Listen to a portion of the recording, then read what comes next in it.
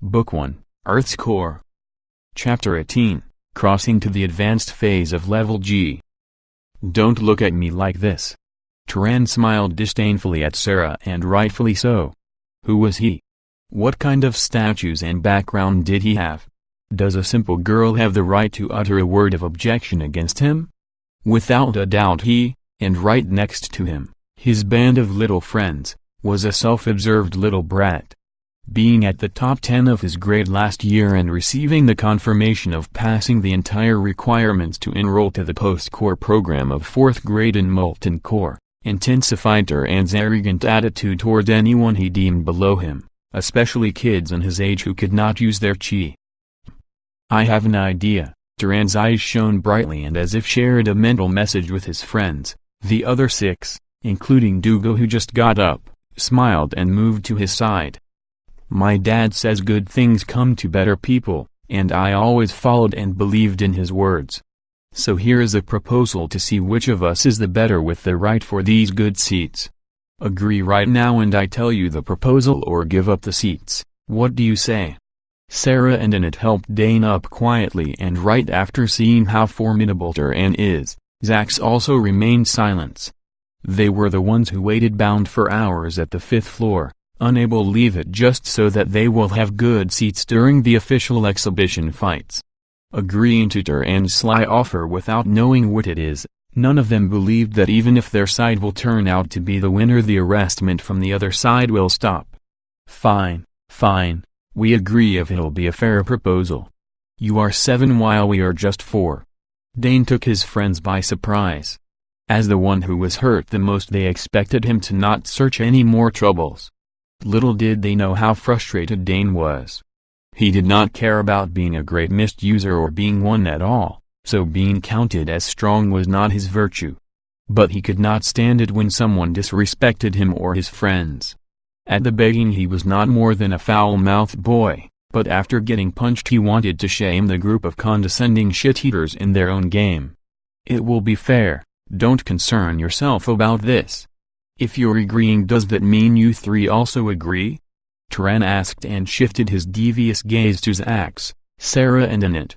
We should not. Sarah, he's scaring me. Annette softly began to shade tears and divert her face from the Molten Cores group. From her 3 companions, she was closest to Sarah. The 2 were good friends in class and outside of it. Her friendship with Zax and Dane was only a recent development due to Sarah's encouragement to join and get to know them when she was with them. In a state of helplessness, the person she was familiar with the best was definitely Sarah, and so only in her she could confide growing her fears. Dane isn't stupid, he just likes to act goofy. Sarah celebrated her 10th birthday at the beginning of the month. She was 10 years old, trying to support another 10 years old in a situation she herself was not confident about. She swallowed her anxiety for the sake of her friend and trusted Dane and Zax to make the decisions for them. When he wants to, he can be very reliable, Zax, also. But what if it'll be something indecent? Annette. Sarah was not sure what to say. It won't be anything like this. And if it will, we'll give up. Dane rashly answered and looked at Turan for confirmation, hoping that if he looked down on them so much he would not stoop low to hurt them. Oi, I'm giving you a chance here to earn something a poor bunch like you should not have from the start. How long are you gonna make me wait? Turan did not care for the other side uneasiness. He was at 10 years old and they were of the same age. When someone is of the same height as you, it is easier to see eye to eye, and if the 2 sides are in conflict, especially in the case of children, sympathy is out of sight. I agree. Sarah, Annette, me and Dane won't let them bully you. Zax said firmly. The bastard who took me by surprise thinks that he can take on Turan. Dougal snorted. Shut up. Turan turned and screamed at his minion. The idiot just revealed his intentions. You want us to fight you? Sarah asked, perplexed. Turan shrugged. I'll be nice and let all 4 of you fight me, if you want. Make me submit and the seats are yours, otherwise scram and save yourself from a beating. He can use chi. Annette was shaking. Everyone knew the difference between someone that can control his or her chi to someone who does not. Remerging back to how powerless Zax compared to Masla not so long ago was a good indication to how much they can get hurt by fighting with Turan. Zax. Both Sarah and Dane looked at him at a loss.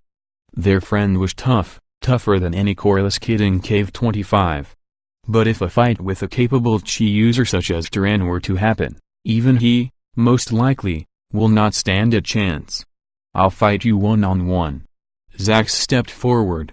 He was furious at Turan and furious at his minions. He unwillingly recalled the time he was first called Earth's core freak and a premature thirst of blood gushed from his heart to his brain. Currently, part of the recoil of pushing it to the realm of outer and inner mind left a lingering residue around Zax's soul, similar to the small fragments of the inner spirit formation. To call Zax lucky will be too much of an understatement. 90% of the time in which a person goes above his or her limit will cause dire repercussions. Masla, for example, was part of the majority. After she used her chi in such a reckless manner, she now suffered from a violent withdrawal. The remnants of her chi were beyond her control. They flocked to her lower danshan and each channel they went through, painfully, temporarily shrunk. Best case scenario, she will not be able to utilize her chi for a week or so and will have to receive treatments for pain relief.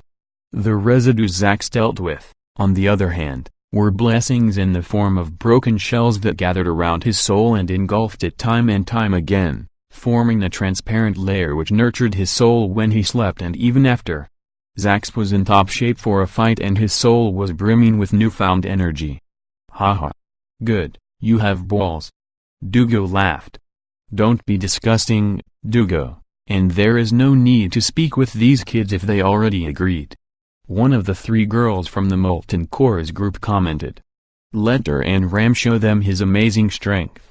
The girl referred to Turan with the honorific title Ran after his name, which meaning was exalted and purposed to emphasize her of admiration toward him. A 1-versus-1 fight. Good. Turan approved. We can't fight here, though. Come after me, now. Receiving compliments from his minions and the chance to show off his strength boosted Turan's ego by several levels. We can't leave the floor, Zax stated when Turan led them to the door before the building stairwell. You think that I don't know that we're trying to deceive you? Turan complained. We can't fight here. They are getting ready to the fights.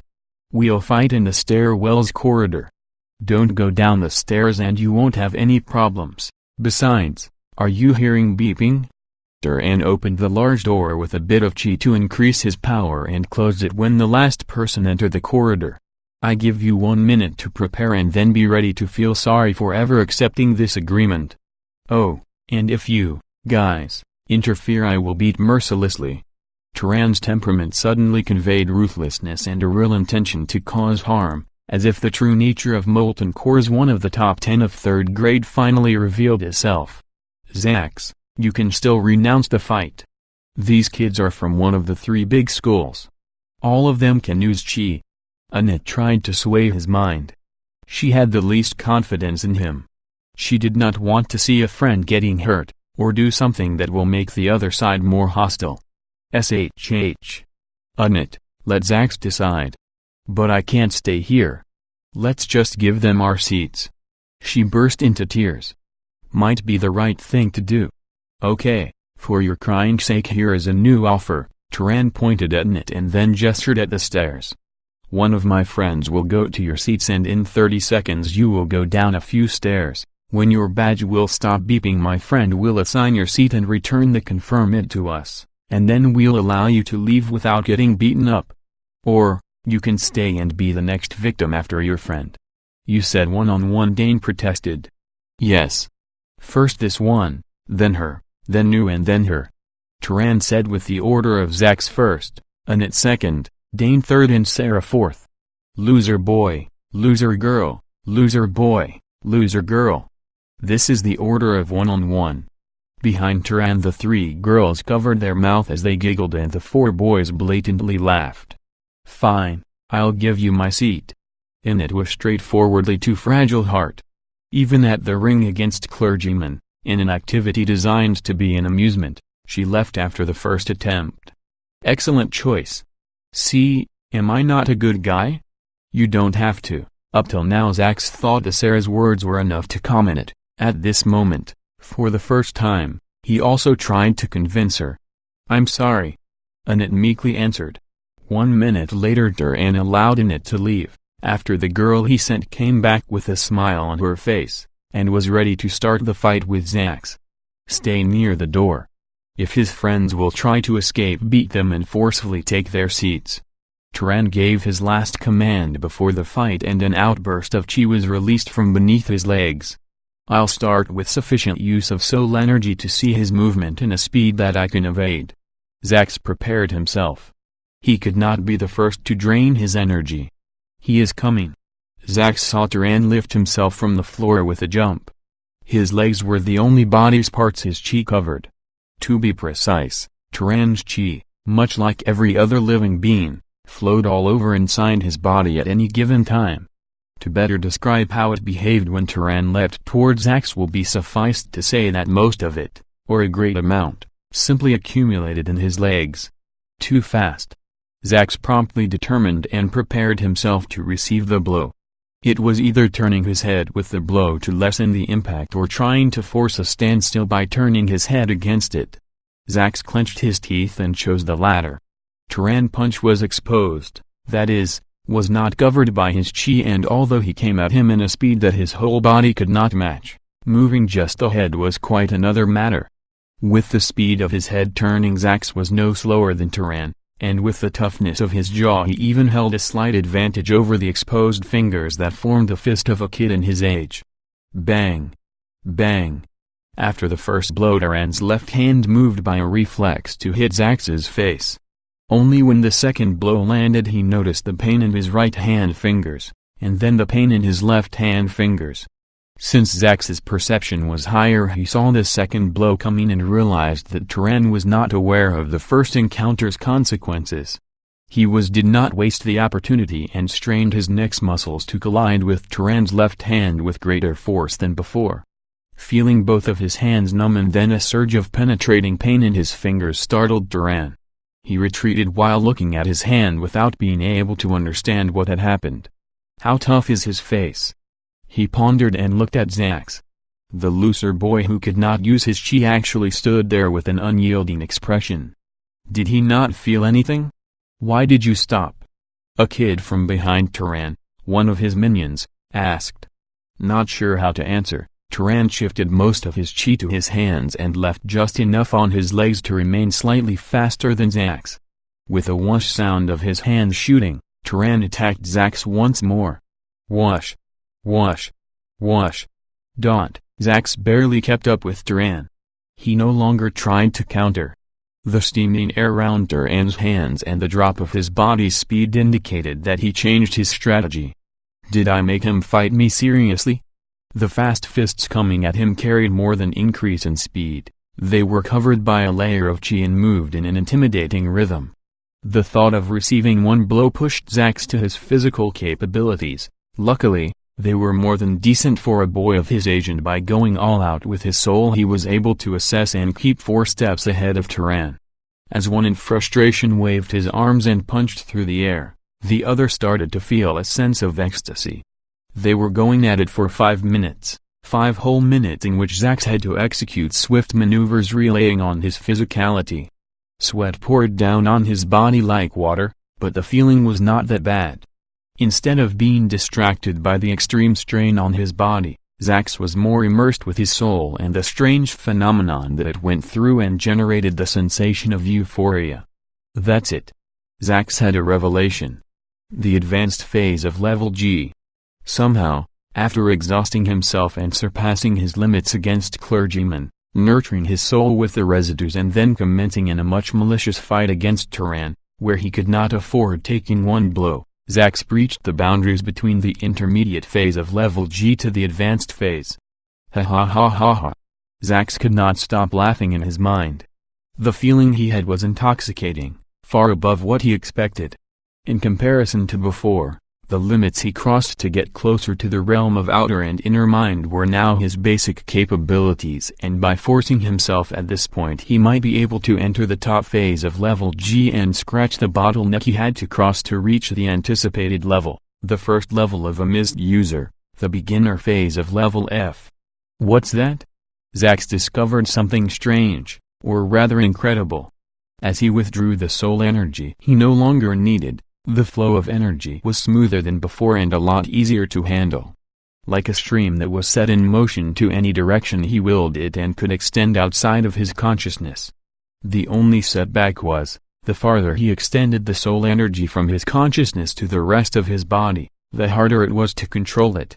Similar to a thin stream turning into a tyrannical river.